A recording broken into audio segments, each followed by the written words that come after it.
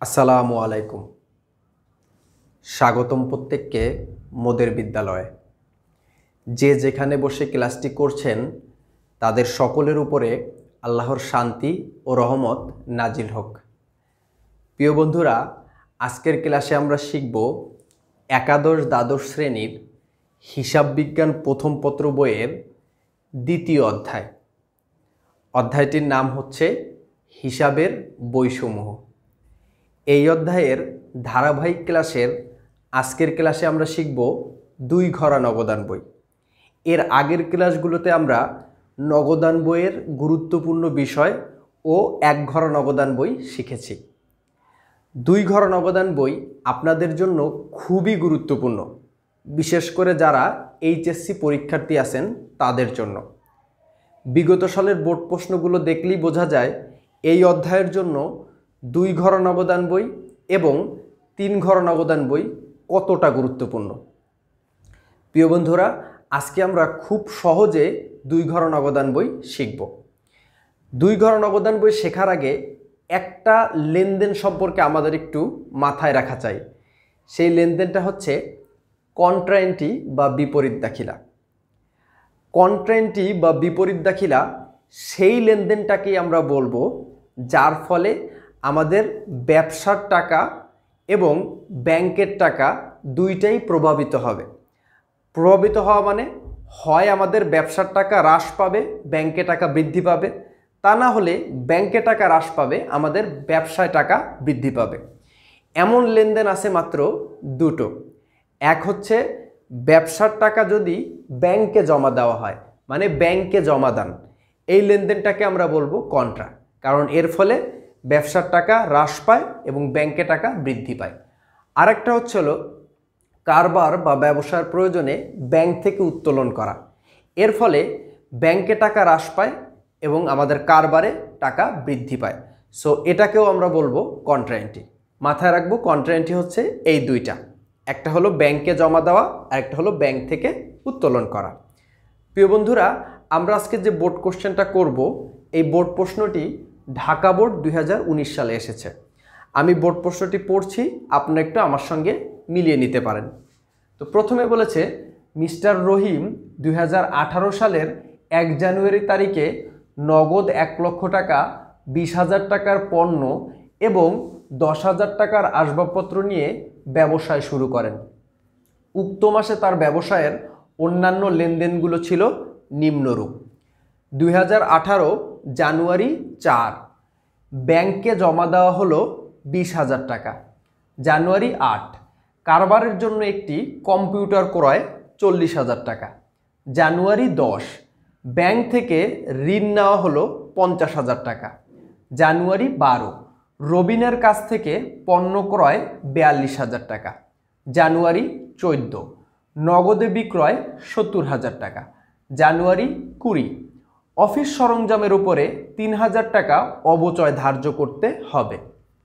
জানুয়ারি 22 নোটের মাধ্যমে পণ্য বিক্রয় 10,000 টাকা। জানুয়ারি 25 সুদসহ ব্যাংক ঋণ পরিশোধ হলো 12,000 টাকা। ব্র্যাকেটে দেওয়া আছে সুদ 2,000 টাকা। জানুয়ারি 30 ব্যাংক থেকে উত্তোলন করা হলো 8,000 টাকা। প্রিয় বন্ধুরা, এটা হচ্ছিল আমাদের উদ্দীপক। এই প্রশ্নটি ঢাকা বোর্ড 2019 সালের 6 নম্বরে আছে এবং এই 6 নম্বর সৃজনশীলের গ দাগে যদি আপনারা খেয়াল করেন, সেখানে বলেছে 2 ঘরা নগদান বই প্রস্তুত করো। আমরা ধারাবাহিকভাবে যে লেনদেনগুলো 2 ঘরা নগদান বইয়ে যাবে সেই লেনদেনগুলো অন্তর্ভুক্ত করব। এর আগে আমরা একটু ছোট্ট করে ছকটা দেখে আসি। তো এই 2 ঘরা নগদান বইয়ের ছকটা খুবই সহজ একটা ছক। সেটা হচ্ছে প্রথমে এটাকে 2টা ভাগে ভাগ করা হয়েছে, একটা হলো ডেবিট পাশ আর একটা হলো ক্রেডিট পাশ।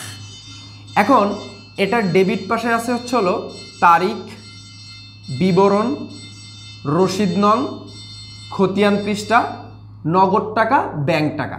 প্রিয় বন্ধুরা, 2 ঘরা নগদান বই এই জন্যই 2 ঘরা, কেননা এখানে টাকার ঘর আছে 2টা, একটা হচ্ছে হলো নগদ টাকা আর একটা হলো ব্যাংক টাকা। এরপরে আছে হচ্ছে একই রকম তারিখ, বিবরণ, ভাউচার নং, খতিয়ান পৃষ্ঠা, নগদ টাকা, ব্যাংক টাকা।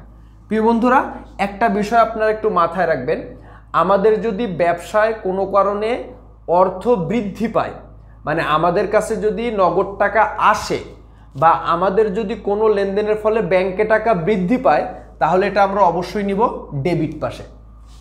আর যদি আমাদের কোনো কারণে ব্যাংক থেকে টাকা কমে যায় বা আমাদের কাছ থেকে নগদ টাকা চলে যায়, এটা আমরা নিব ক্রেডিট পাশে। এই ছোট্ট নিয়মটা একটু আমরা মাথায় রাখবো। ওকে প্রিয় বন্ধুরা, এবার আমরা যদি প্রথম লেনদেনের দিকে খেয়াল করি, মিস্টার রহিম 2018 সালের 1 জানুয়ারি তারিখে নগদ 1 লক্ষ টাকা, 20,000 টাকার পণ্য এবং 10,000 টাকার আসবাবপত্র। প্রিয় বন্ধুরা, এখানে একটু মাথায় রাখতে হবে যে আমরা এই পণ্য ক্রয় কখনোই নগদান বইতে নিব না। কেন নিব না? কেননা এটা হচ্ছে হলো নগদান বই। নগদান বইয়ের পণ্যের কোনো কাজ নাই, এখানে শুধু নগদ টাকা এবং ব্যাংকের লেনদেন অন্তর্ভুক্ত হবে। ওকে প্রিয় বন্ধুরা, এবার 10,000 টাকার আসবাবপত্র, তো আসবাবপত্র তো নগদ টাকা না, তো এটা আমরা এখানে নিতে পারবো না। কি নিতে পারবো? এই যে 1 লক্ষ টাকা, এই 1 লক্ষ টাকা আমরা এখানে নিতে পারবো, কারণ এই 1 লক্ষ টাকা হচ্ছে হলো নগদ টাকা। তো যদি নগদ 1 লক্ষ টাকা নিয়ে ব্যবসা শুরু করা হয়, তাহলে সেটার আমরা জাবেদা কি দেই প্রিয় বন্ধুরা? আমরা জাবেদা দেই হচ্ছে নগদান হিসাব ডেবিট, কত টাকা? 1 লক্ষ টাকা। ওকে প্রিয় বন্ধুরা, এবং মূলধন হিসাব ক্রেডিট। কি হিসাব? মূলধন হিসাব ক্রেডিট, কত টাকা? 1 লক্ষ টাকা। এবার প্রিয় বন্ধুরা, আমরা জাবেদা করে ফেললাম, তো এই 1 লক্ষ টাকার কি করছি? এখানে জাবেদা করেছি। এবার কি করতে হবে? এই জাবেদাটা দেখে দেখে এখানে বসাই দিতে হবে। কিরকম? দেখেন প্রিয় বন্ধুরা, এখানে নগদান হিসাবটা যেখানে থাকবে, কি হিসাবটা? আবার বলছি, নগদান হিসাবটা। নগদান হিসাবটা কোন দিকে আছে? ডেবিট দিকে আছে। তাহলে এই 1 লক্ষ টাকা আমরা চোখ বুঝে ডেবিট দিকে নিব। কোন জায়গায় নিব? এই নগদের ঘরে নিব। কত টাকা? 1 লক্ষ টাকা। ওকে প্রিয় বন্ধুরা, একটু ছোট্ট করে লিখলাম, আপনারা একটু বুঝে নিয়েন। এবং আমরা নাম সবসময় কি লিখি? বিপরীত নামটা। বিপরীত নামটা কি আছে? মূলধন হিসাব। তো আমরা 1 লক্ষ টাকার সোজা এখানে লিখে দিব মূলধন হিসাব। ওকে প্রিয় বন্ধুরা, এবং আমরা যখন প্রথম এন্ট্রি লিখব তখন অবশ্যই আমরা সাল দিয়ে দিব। এটা কত সাল? 2018 সাল। তো আমরা এখানে লিখব 2018 সাল। এটা প্রথম এন্ট্রি লিখলাম ডেবিট পাশে, হ্যাঁ, এর জন্য আমরা সালটা দিয়ে দিলাম। এবং এটা কত তারিখ? জানুয়ারি মাসের 1 তারিখ। তো আমরা এখানে লিখব জানু 1। ওকে প্রিয় বন্ধুরা, এই যে আমাদের অন্তর্ভুক্ত হয়ে গেল। এখন আপনারা কিন্তু অনেকে বলতে পারেন যে স্যার, এখানে আপনি ব্যালেন্স বিডি না লিখে মূলধন হিসাব কেন লিখলেন? কেননা এই 1 লক্ষ টাকা কিন্তু নগদ প্রারম্ভিক উদ্ধৃত্ত না, এটা কিন্তু উদ্ধৃত্ত না, এটা নিয়ে ব্যবসা শুরু করেছে, মানে নতুনভাবে একটা ব্যবসা শুরু করা হয়েছে। যদি কোনো অঙ্কের শুরুতে নতুনভাবে ব্যবসা শুরু করছে, নগদ টাকা, আসবাবপত্র ইত্যাদি ইত্যাদি নিয়ে ব্যবসা শুরু করছে বলা হয়, যে এখানে বলছে যে হ্যাঁ নিয়ে ব্যবসা শুরু করেন। ব্যবসা যদি শুরু করা হয় সেক্ষেত্রে আমরা সেটাকে ব্যালেন্স বিডি বলতে পারবো না, আমরা কি বলবো? সেটাকে মূলধন হিসাব বলবো। ওকে প্রিয় বন্ধুরা, এর জন্য আমরা এখানে মূলধন হিসাব লিখবো, ব্যালেন্স বিডি লেখা যাবে না, কেটে দিবে কিন্তু তাহলে। ওকে, এটা গেল। এরপরে 2018 জানুয়ারি 4 কি বলেছে? ব্যাংকে জমা দেওয়া হলো 20,000 টাকা। আমি প্রথমেই বলেছি ব্যাংকে জমা দেওয়া হলো, এটা কি একটা কন্ট্রা এন্ট্রি। তো কন্ট্রা এন্ট্রি কিভাবে আমরা বা বিপরীত দাখিলে আমরা কিভাবে 2 ঘর নগদান বই অন্তর্ভুক্ত করব, চলুন আমরা একটু দেখি। তো ব্যাংকে যদি জমা দেওয়া হয়, এটার আমরা জাবেদা কি লিখি? আপনি ধরেন ব্যাংকে টাকা জমা দিয়েছেন, ব্যাংকে টাকা বৃদ্ধি পাবে নাকি হ্রাস পাবে? বৃদ্ধি পাবে। তাহলে ব্যাংক হিসাবকে অবশ্যই কি করব? ডেবিট করব। ব্যাংক হিসাব, হ্যাঁ, ডেবিট। ওকে, কত টাকা? 20,000 টাকা। ওকে, এই যে ব্যাংক হিসাব ডেবিট। এবং আপনি যখন ব্যাংকে টাকা কি করলেন? জমা দিলেন, তখন আপনার কি হলো? আপনি তো টাকা জমা দিয়েছেন আপনার ব্যবসা থেকে, তো ব্যবসা থেকে টাকাটা কি চলে গেল। তো চলে গেলে কি লিখব? নগদান হিসাব ক্রেডিট। নগদান হিসাব ক্রেডিট, কত টাকা? এই 20,000 টাকা। এবার দেখেন প্রিয় বন্ধুরা, আমরা প্রথমে কি খুঁজবো? নগদান হিসাবটা কোথায় আছে? আমরা যদি দেখি এই অঙ্কে এই যে নগদান হিসাব আছে, তো নগদান হিসাবটা কোন দিকে আছে? ক্রেডিট দিকে আছে। তো আমরা এই 20,000 টাকা কোন দিকে নিব? এই 20,000 টাকা আমরা ক্রেডিট দিকে নগদের ঘরে নিব। এই যে আমরা 20,000 টাকা নগদের ঘরে নিলাম। ওকে, আমরা একটা জিনিস আরেকটু বলে দিই প্রিয় বন্ধুরা, আমরা যখন এই কন্ট্রা এন্ট্রিটা করব না, তখন আমরা সবসময় টাকার ঘরের কাজটা আগে করব। প্রিয় বন্ধুরা মনে থাকবে, কন্ট্রা এন্ট্রি দুইটা যখন করব আমরা, তখন আমরা টাকার ঘরের কাজটা আগে করব। তো আমরা এই যে এখানে লিখলাম 20,000 টাকা নগদের ঘরে। হ্যাঁ, আর এখানে ব্যাংক হিসাব কোন দিকে আছে? ডেবিট দিকে আছে না? তো আমরা এই ডেবিট দিকে ব্যাংকের ঘরে আগে লিখে দেব কত হাজার টাকা? 20,000 টাকা। ওকে, আচ্ছা, এবার কন্ট্রা মানে কি? বিপরীত। কন্ট্রা এন্ট্রি বিপরীত দাখিলা। তো বিপরীত দাখিলে যেহেতু, সেহেতু আমরা বিপরীত নামটা লিখবো এখানে। টাকা যেহেতু লিখেছি ব্যাংকের ঘরে, সেহেতু আমরা এখানে নামটা লিখবো। ব্যাংকের বিপরীত নাম কি ছিল? নগদান হিসাব। তো এখানে আমরা লিখে দেব কি? নগদান হিসাব। ওকে প্রিয় বন্ধুরা, এটা কত? জানুয়ারি 4। আর এই পাশেও তার বিপরীত নামটা লিখে দিব। যেহেতু এই পাশে একটা প্রথম এন্ট্রি, সো এই পাশে আমরা সাল দিয়ে দেব 2018 জানুয়ারি 4।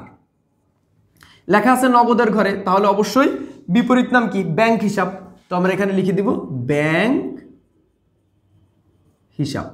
এবং এটা যেহেতু একটা কন্ট্রা এন্ট্রি, সেই তো আমরা এই খতিয়ান পৃষ্ঠার এখানে সি লিখে দিব। সি মানে কন্ট্রা। ওকে, বা বাংলায় ক লিখে দিলেও হবে। ওকে প্রিয় বন্ধুরা, এই যে আমরা এই কন্ট্রা এন্ট্রি অন্তর্ভুক্ত করে ফেললাম। ক্লিয়ার? আচ্ছা, এরপরে আমরা যদি দেখি জানুয়ারি 8 তারিখে কি বলেছে। কারবারের জন্য একটি কম্পিউটার ক্রয় করা হলো 40,000 টাকা। তো প্রিয় বন্ধুরা একটু মুছি। তো কারবারের জন্য কম্পিউটার ক্রয় করলে আমরা জাবেদা কি লিখি? কম্পিউটার নামে কোনো হিসাব কি আছে? নেই। কি হিসাব আছে? আসবাবপত্র হিসাব আছে বা অফিস সরঞ্জাম আছে। কিন্তু কম্পিউটারকে তো আমরা আসবাবপত্র বলতে পারি না, কারণ কম্পিউটার তো কাঠের তৈরি না। তাহলে কম্পিউটারকে আমরা কি বলবো? অফিস সরঞ্জাম বলবো। তাহলে আমরা লিখলাম অফিস সরঞ্জাম হিসাব ডেবিট। এবং এটা যখন আমরা ক্রয় করেছি, আমাদের টাকা কি চলে গেছে, তো আমরা নগদান হিসাবকে কি করব? নগদান হিসাব ক্রেডিট করব। কত টাকা? 40,000 টাকা। ওকে, এবার দেখেন প্রিয় বন্ধুরা, নগদান হিসাব এখানে আছে। নগদান হিসাবটা যদি থাকে, শুধুমাত্র তখনই আমরা এটা দুই ঘরের নগদান বইয়ে কি নিতে পারবো। নগদান হিসাবটা কোন দিকে আছে? ক্রেডিট দিকে আছে। কত টাকা? 40,000 টাকা। তাহলে এই 40,000 টাকা আমরা ক্রেডিট দিকে লিখব এবং নাম লিখবো আমরা কি? বিপরীত নাম। বিপরীত নাম কি? অফিস সরঞ্জাম হিসাব। তো আমরা এখানে লিখব অফিস সরঞ্জাম হিসাব জানুয়ারি 8। ওকে প্রিয় বন্ধুরা, এটা শেষ হয়ে গেল। এরপরে ব্যাংক থেকে ঋণ নেওয়া হলো 50,000 টাকা। তো ব্যাংক থেকে যখন আমরা ঋণ নেই, তখন আমাদের টাকা যায় নাকি আসে? আমাদের টাকা কি ব্যাংক থেকে ঋণ নিলে, ঋণটা কে নিয়েছে? আপনি নিয়েছেন। কি প্রয়োজনে? ব্যক্তিগত প্রয়োজনে? কখনোই না, আপনার কারবারের প্রয়োজনে। তাহলে কারবারের প্রয়োজনে ঋণ নিলে নগদ টাকা কি কারবারে আসছে না? আপনি ব্যাংকের থেকে ঋণ নিয়ে টাকাটা কারবারে আনলেন, তো কারবারে নগদ টাকা এসেছে। তো এই জন্য আমরা নগদান হিসাব কি লিখব? নগদান হিসাব ডেবিট এবং ব্যাংক ঋণ হিসাব ক্রেডিট। ওকে প্রিয় বন্ধুরা, নগদান হিসাব যেহেতু আছে, সেহেতু অবশ্যই দুই ঘরে আসবে। নগদান হিসাবটা কোন দিকে আছে? ডেবিট দিকে আছে। তো আমাদের ব্যাংক থেকে ঋণ নেওয়া হয়েছে কত? 50,000 টাকা। তো এই 50,000 টাকা আমরা অবশ্যই কোন দিকে নিব? ডেবিট দিকে নিব। এটা হলো 10 তারিখ। তো আমরা লিখলাম জানুয়ারি 10। কত টাকা? 50,000 টাকা। তো 50,000 টাকা নগদের ঘরে লিখব। ওকে, কারণ টাকাটা আমাদের কাছে নগদে আসতেছে কারবারে। ওকে, এবং নাম লিখব বিপরীত নাম। বিপরীত নাম কি আছে? ব্যাংক ঋণ হিসাব। তো আমরা লিখলাম ব্যাংক ঋণ হিসাব। ওকে প্রিয় বন্ধুরা, এরপরের এন্ট্রি যদি আমরা একটু দেখি, রবিনের কাছ থেকে পণ্য ক্রয়। এখানে রবিন নামটা উল্লেখ আছে এবং এখানে কিন্তু কোথাও নগদের কথা বলা নেই। তাহলে এই এন্ট্রিটা আমাদের এখানে আসবেই না। কেন আসবে না? কারণ এটা হচ্ছিল ধারে ক্রয় করা হয়েছে। ধারে ক্রয় কোনো অবস্থাতেই নগদান বইতে আসবে না, কারণ ধারে ক্রয়ের ফলে কি হয়েছে? আমার তো কোনো নগদ টাকা যায়নি। তো যেহেতু যায়নি, সেহেতু আমরা এটা এখানে নিব না। এরপরে বলেছে 14 তারিখ, নগদে বিক্রয় 70,000 টাকা। আমি জানি এই জাবেদাটা আপনারা সবাই পারেন। তো নগদে বিক্রয় করলে আমাদের নগদ টাকা কি আসে, তো নগদান হিসাব কি হবে, ডেবিট, এবং বিক্রয় হিসাব ক্রেডিট। তো নগদান হিসাব কোন দিকে আছে, ডেবিট দিকে আছে। তো আমরা টাকাটা অবশ্যই কোন দিকে নিব, ডেবিট দিকে নিব। 70,000 টাকা ডেবিট দিকে নিলাম, এবং নাম লিখব বিপরীত নাম, কি হিসাব, বিক্রয় হিসাব।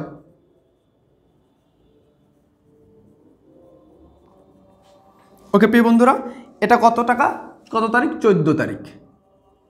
ওকে, এছাড়াও আপনি একটু খেয়াল করেন প্রিয় বন্ধুরা, বিক্রয় করলে আমাদের টাকা কি আসে না, যেহেতু টাকা আসলে আমরা ডেবিট দিকে নিব, আর টাকা যদি চলে যায় আমরা ক্রেডিট দিকে নেব। একদম সহজ, বিক্রয় করেছি, টাকা এসেছে, এই জন্য আমরা ডেবিট দিকে নিয়েছি, এভাবে চিন্তা করলেও হবে। এরপরে অফিস সরঞ্জামের উপরে 3,000 টাকা অবচয় ধার্য করতে হবে। প্রিয় বন্ধুরা, অবচয় কি, স্থায়ী সম্পত্তি ব্যবহারজনিত কারণে যে মূল্য হ্রাস পায় তাকেই অবচয় বলে। এখন অবচয় কিন্তু একটা অদৃশ্যমান খরচ, এর ফলে কিন্তু আমার নগদ টাকা যাচ্ছে না, তো এজন্য আমরা এটা নগদান বইতে অন্তর্ভুক্ত করব না। ওকে প্রিয় বন্ধুরা, এরপরে কি বলেছে, নোটের মাধ্যমে পণ্য বিক্রয় 10,000 টাকা। এখন প্রশ্ন হলো স্যার নোট মানে কি, এই নোট মানে কি টাকা, না, এই নোট মানে টাকা না, এই নোট মানে হচ্ছে হলো বিল। আমরা জানি দুই প্রকারের বিল আছে, ফাল বিল না, কিন্তু দুই প্রকারের বিল কি, একটা হলো প্রাপ্য বিল, একটা হলো প্রদেয় বিল। তো এখানে নোটের মাধ্যমে বিক্রয় মানে হচ্ছে হলো প্রাপ্য বিল, মানে প্রাপ্য বিলের মাধ্যমে বিক্রয় করা হয়েছে, মানে প্রাপ্য নোটের মাধ্যমে বিক্রয় করা হয়েছে। ওকে প্রিয় বন্ধুরা, তো নোট মানে লেনদেনটা বাকিতে হয়েছে।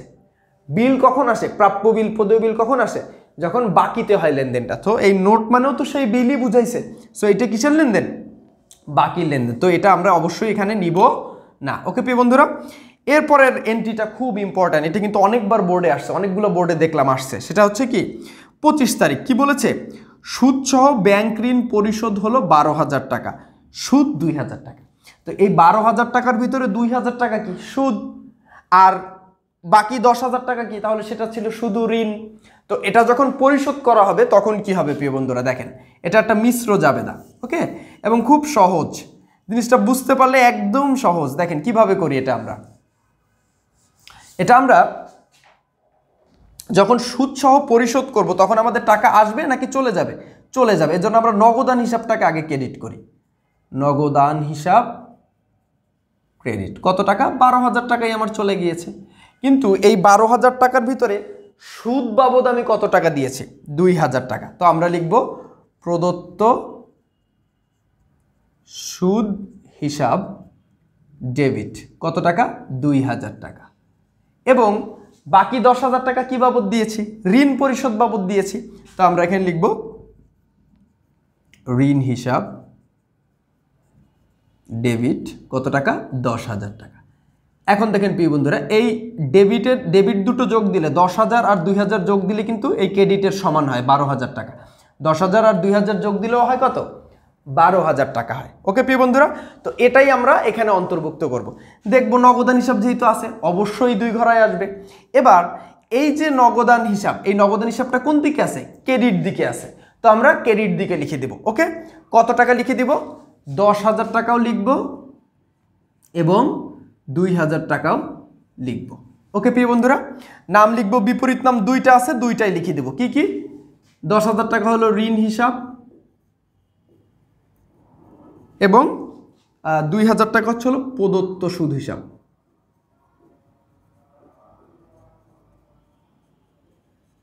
তারিখ একই তারিখ হবে প্রিয় বন্ধুরা, এখানে তারিখ আছে হচ্ছে হলো 25 তারিখ, তো দুইটাই 25 তারিখ হবে, এটাও 25 তারিখ, এটাও 25 তারিখ। এভাবে জাবেদা করে করবেন। আর নর্মালি চিন্তা করলে প্রদত্ত মানে ঋণের সুদ দিয়েছেন আপনি, মানে ঋণের সুদ প্রদান করেছেন, এটা ব্যয় হয়েছে, সো এটা ক্রেডিট দিকে যাবে। এবং আমার ঋণ পরিশোধ করলে আমার টাকা চলে যায়, সো এটাও ক্রেডিট দিকে যাবে। নর্মালি চিন্তা করলেও হবে। এরপরে বলেছে ব্যাংক থেকে উত্তোলন করা হলো 8,000 টাকা। প্রিয় বন্ধুরা, এখানে একটু বুঝতে হবে, ব্যাংক থেকে দুইটা প্রয়োজনে উত্তোলন করা যেতে পারে। একটা হচ্ছে হলো ব্যক্তিগত প্রয়োজনে, মানে ব্যাংক থেকে টাকাটা নিয়ে মালিক তার পকেটে নিল, মানে নিজের কাছে নিল। আর একটা হলো ব্যবসার প্রয়োজন উত্তোলন করলো। ব্যবসার প্রয়োজনে যদি উত্তোলন করে তাহলে ব্যাংকের থেকে টাকাটা কিন্তু কমে গেল, আর টাকাটা কোথায় আসলো? ব্যবসায় কিন্তু নগদ টাকা আসতেছে। তো এখানে নগদান হিসাবও প্রভাবিত হচ্ছে, ব্যাংক হিসাবও প্রভাবিত হচ্ছে। তাহলে এটাকে আমরা কি বলবো? কন্ট্রাএন্ট্রি। তাহলে এই 30 তারিখ কি একটা কন্ট্রাএন্ট্রি। এখন বলতে পারেন যে স্যার এটা ব্যক্তিগত প্রয়োজনে নাকি কারবারের প্রয়োজনে তো বলা নেই। ব্যক্তিগত প্রয়োজনে যদি নগদ অর্থ ব্যাংক থেকে উত্তোলন করা হয় তাহলে সেটা অবশ্যই ব্যক্তিগত কথাটা উল্লেখ থাকবে। আর যদি উল্লেখ না থাকে, যেমন এখানে কোনো কিছু উল্লেখ নেই, শুধু বলেছে ব্যাংক থেকে উত্তোলন, তাহলে এটা অবশ্যই কারবারের প্রয়োজনে উত্তোলন করা হয়েছে। ওকে প্রিয় বন্ধুরা, কারবারের প্রয়োজনে যদি ব্যাংক থেকে উত্তোলন করে তাহলে আমরা জাবেদা কি দেই? দেখেন, আপনি যখন কারবারের প্রয়োজনে ব্যাংক থেকে উত্তোলন করতেছেন, আমার ব্যাংকের টাকা কি বৃদ্ধি পাচ্ছে নাকি হ্রাস পাচ্ছে? হ্রাস পাচ্ছে, তো আমরা ব্যাংক হিসাবকে ক্রেডিট করব, ব্যাংক হিসাব ক্রেডিট। এবং আমি ব্যাংক থেকে উত্তোলন করে কারবারে নিয়ে আসতেছি, তো আমাদের কারবারের নগদ টাকা কি বৃদ্ধি পাচ্ছে, তো এর জন্য আমরা নগদান হিসাব কি করব? নগদান হিসাব ডেবিট করব। ওকে প্রিয় বন্ধুরা, কত টাকা? 8000 টাকা। ক্লিয়ার? তো এই দেখেন, নগদ ব্যাংক দুইটাই প্রভাবিত হয়েছে, তাহলে এটা কি কন্ট্রাএন্ট্রি হিসাবে আমরা অন্তর্ভুক্ত করব খুব সহজে। কত হাজার টাকা? 8000 টাকা। তো 8000 টাকা নগদান হিসাব কোন দিকে আছে? ডেবিট দিকে আছে। তো কন্ট্রাএন্ট্রির ক্ষেত্রে আগে টাকার কাজ করব। তো 8000 টাকা আমরা নগদান হিসাব যেহেতু ডেবিট দিকে আছে, তো ডেবিট দিকে নগদের ঘরে লিখব 8000। আর ব্যাংক হিসাব কোন দিকে আছে? ক্রেডিট দিকে আছে, তো আমরা ক্রেডিট দিকে ব্যাংকের ঘরে লিখব 8000। এই যে, এবার আমরা যেহেতু বিপরীত দেখিলা, বিপরীত নাম লিখে দিব। নগদের ঘরে লিখেছি, তো এখানে আমরা লিখব ব্যাংক হিসাব। খতিয়ান পৃষ্ঠার ঘরে কন্ট্রা যেহেতু সেহেতু সি লিখে দেব। ওকে, এবং এটা কত তারিখ? এটা হচ্ছে হলো 30 তারিখ। এটাও অবশ্যই 30 তারিখ দিয়ে দিলাম। 30 তারিখ ব্যাংকের ঘরে আছে, তাহলে অবশ্যই বিপরীত নাম নগদান হিসাব। এই যে ব্যাংকের বিপরীত নগদান হিসাব। খতিয়ান পৃষ্ঠার ঘরে কন্ট্রা, তাই সি। ওকে প্রিয় বন্ধুরা, আমরা প্রতিটা হিসাবই এখানে অন্তর্ভুক্ত করেছি। এবার খুব গুরুত্বপূর্ণ বিষয় হচ্ছে হলো ব্যালেন্সিং করা বা উদ্ধৃত্ত নামানো। খুব সহজে আমরা উদ্ধৃত্ত নামাতে পারবো কিভাবে? এই যে আমরা এভাবে কি করব? ব্যালেন্স করবো। একদম এই সোজা আমরা এখানে দাগ দিব। ওকে, এবং তার নিচে এখানে দাগ দেব। এখন দেখা যাচ্ছে এটা ডেবিট সাইডেই বেশি আছে, এখানে যোগ দিলে হয় হচ্ছে হলো এই 20,000 এখানে নেমে যাবে। আর আমরা যদি এই সাইডটা একটু যোগ দেই তাহলে এখানে আছে হচ্ছে হলো 1,00,000 প্লাস 50,000 প্লাস 70,000 প্লাস 8,000 যোগ দিলে হয়েছে 2,28,000। এখানে লিখলাম 2,28,000। এই দুইটা আমরা জেড টেনে দেব। এখন এই পাশ যোগ দিলে তো আর এই পাশ যোগ দিলে 8,000 হচ্ছে, বা এই পাশ যোগ দিলে অন্য একটা হবে, কিন্তু ডেবিট ক্রেডিট কি করতে হবে? সমান করতে হবে। এই জন্য এই দুইটা জেরকেই আমরা এখানে বসাই দেব। তাহলে 2,28,000 এই যে, এবং 20,000 হচ্ছে হলো এই যে। এবার এই টাকা থেকে এই প্রত্যেকটা বিয়োগ করব, এবং এই টাকা থেকে এই প্রত্যেকটা বিয়োগ করব। যদি আমরা 2,28,000 থেকে বিয়োগ করি 2,000 বিয়োগ 10,000 বিয়োগ 40,000 বিয়োগ 20,000 করলে বের হয়েছে 1,56,000। আর 20,000 থেকে 8,000 গেলে থাকে হচ্ছে হলো 12,000। এই দুইটার নামই কি প্রিয় বন্ধুরা? এই দুইটার নামই হচ্ছে হলো ব্যালেন্স সিডি। সিডি মানে কি? Carried down. ওকে প্রিয় বন্ধুরা, মানে উদ্ধৃত্ত। এটা এই ব্যালেন্স সিডিটা আমরা মাসের শেষ তারিখে নির্ণয় করি, ঠিক আছে? এজন্য এটাকে আমরা লিখব জানুয়ারি 31। যে মাসের অঙ্ক থাকবে সেই মাসের শেষ তারিখটা লিখে দিব, এবং এই সিডিটাই বিপরীত পাশে নিচে চলে আসবে। তো নিচে আসলে ওই যে 1,56,000 এখানে আসবে, এবং ওই 12,000ও এখানে চলে আসবে। এই সিডিটাই কি হয়ে যাবে? Balance BD. Balance BD. আপনারা খতিয়ানের টিসক করেছিলেন, এটা অনেকটা একদম অনেকটা কি এই ব্যালেন্সিংটা একদম টিসকের মতো। এখানে যে তারিখটা লিখবো এটা পরবর্তী মাসের 1 তারিখ লিখবো।